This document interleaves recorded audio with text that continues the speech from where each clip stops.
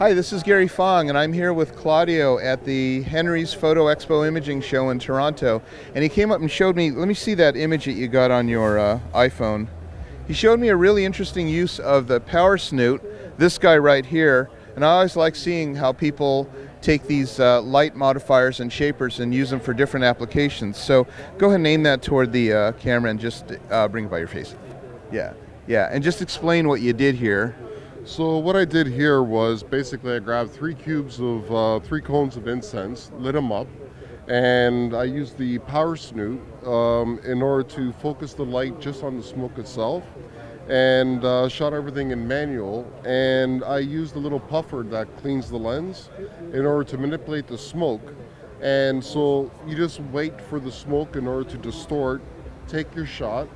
And afterwards, in post-processing, you just grab the image, and if you want, you can mirror it, and you end up with great, cool-looking shots. So you copy and paste them, and then you have two sides, and you get the symmetry. Yeah. How did you get the color that you got? The color, again, you can. It depends on your camera settings, on what filters you put on.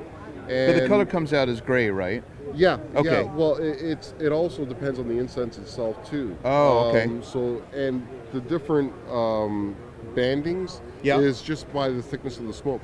Oh, okay. So just so I can visualize this, so you have your camera set out there somewhere, and then you, like 3 feet away or something like that?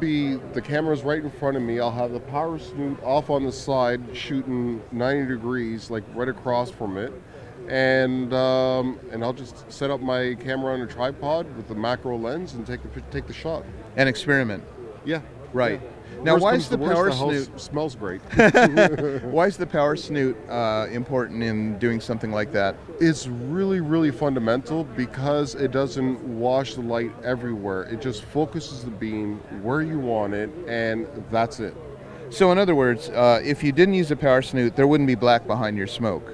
Yeah, exactly. Right. And you wouldn't get that crisp lighting of the incense smoke that you can otherwise just using a regular flash. Because if it was diffused, it wouldn't be crisp. That's right. Right. So that's interesting. I never thought about that use before.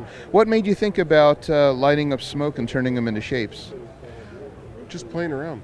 I got a brand new macro lens and I wanted to play, and weather wasn't great, so I said, let me set this up in the basement, and I started doing it. Nice. Yeah. And having said that about the basement, you could have put this anywhere, right? You don't have Absolutely. to because of the Power Snoot. Absolutely, because when you're shooting in manual, you can set up the settings this way it blackens everything else out.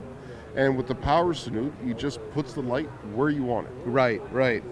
I like it. Excellent. That's awesome. Thank Good. you. Well, thanks for sharing that with me. Thank you. All right. Nice Pleasure. meeting you. All right. Pleasure meeting you.